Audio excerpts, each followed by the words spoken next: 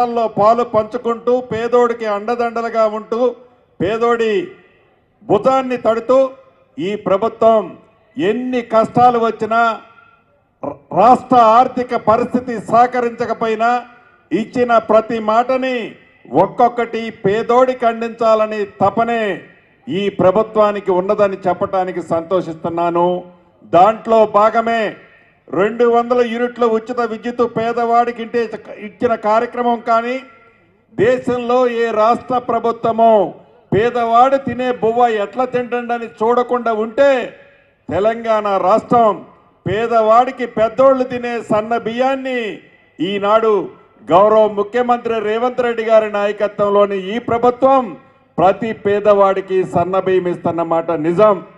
ఆడబిడ్డ ఎంత దూరం ఆర్టీసీ బస్సులో ప్రయాణం చేసినా ఉచిత బస్సు ప్రయాణ సౌకర్యం కల్పించింది ఈ పేదోళ్ల ప్రభుత్వం.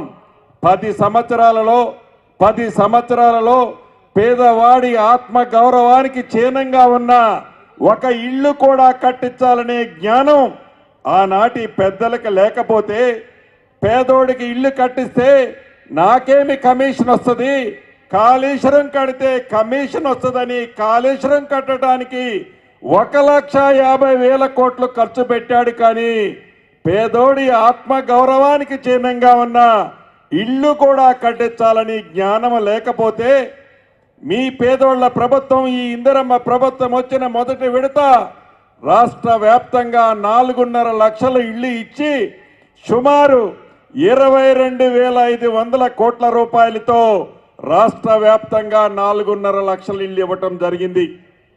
మన నియోజకవర్గానికి కూడా 3,500 ఇళ్లు మొదటి విడత ఇచ్చాం.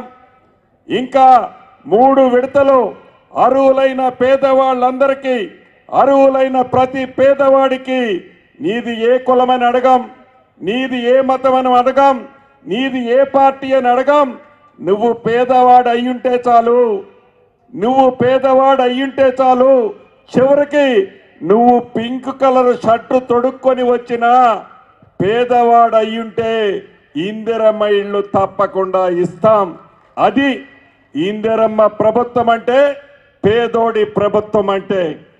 గౌరవ ముఖ్యమంత్రి రేవంత్ రెడ్డి గారి నాయకత్వంలోని ఈ ప్రభుత్వం ఒక ఇందిరమ్మ ఇళ్లే కాదు, రైతును రాజును చేస్తానని చెప్పి ఆనాటి ప్రభుత్వం ₹1,00,000 రుణమాఫీ చేయటానికి 10 ఏళ్లు పట్టింది. ఈ ప్రభుత్వం వచ్చిన 9 నెలల్లోనే 21,000 కోట్ల రూపాయలు 25 లక్షల మంది రైతన్నలకి 2 లక్షల రూపాయల చొప్పున రుణమాఫీ చేసిన ప్రభుత్వం మీరెన్నుకున్న ప్రభుత్వం.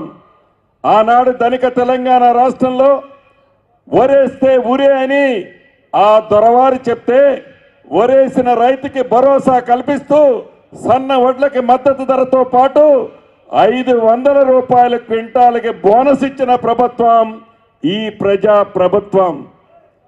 ఇలా అనేక కార్యక్రమాలు చేయబట్టే మొన్న గ్రామ పంచాయతీ ఎన్నికల్లో రాష్ట్ర వ్యాప్తంగా సుమారు 68-69% సర్పంచుల్ని గెలిపించారు.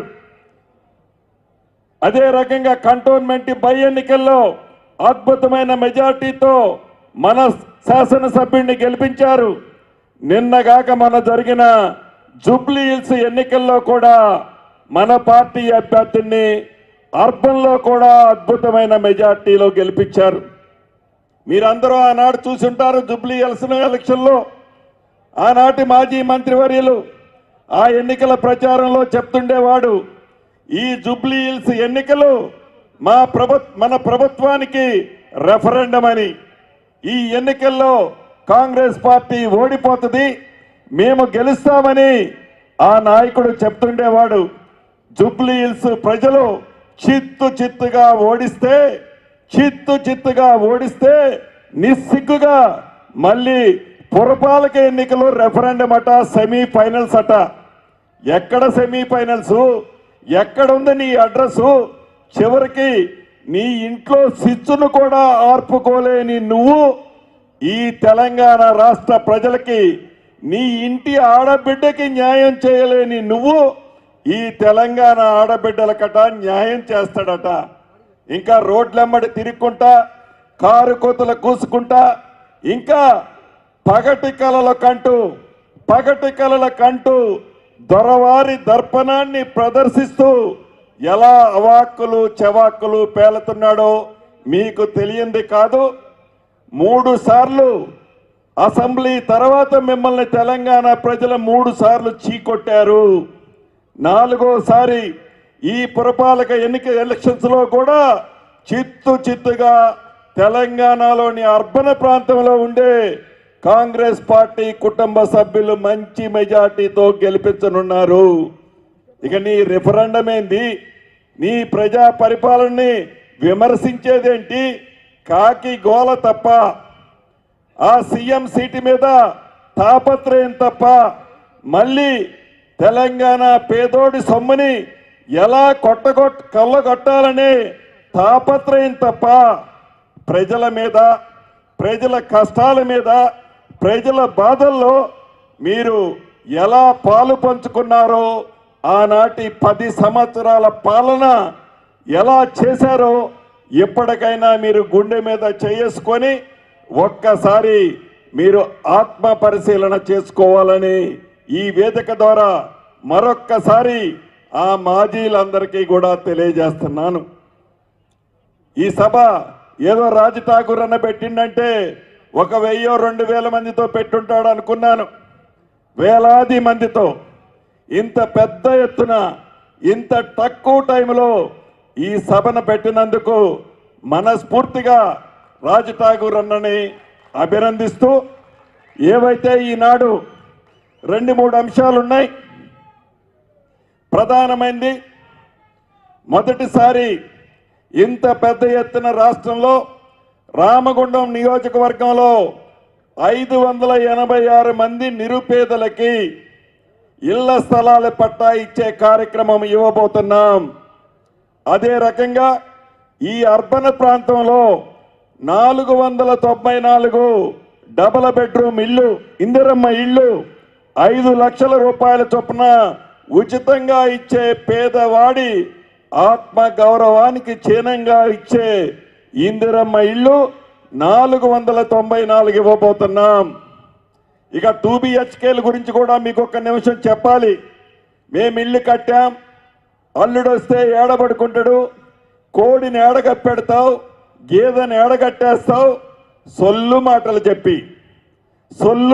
చెప్పి ఎప్పుడు ఎన్నికలు వచ్చినా పేపర్లో ఫ్రంట్ పేజీ యాడేసుకొని ఈ ఎన్నికల్లోనూ నన్ను గెలిపిస్తే ఇటువంటి ఇల్లు ఇస్తానని మాయ మాటలు చెప్పి 2 పర్యాయాలు గెలిచిన తర్వాత కూడా ఆ డబుల్ బెడ్రూమ్ ఇల్లు నిదర్శనం.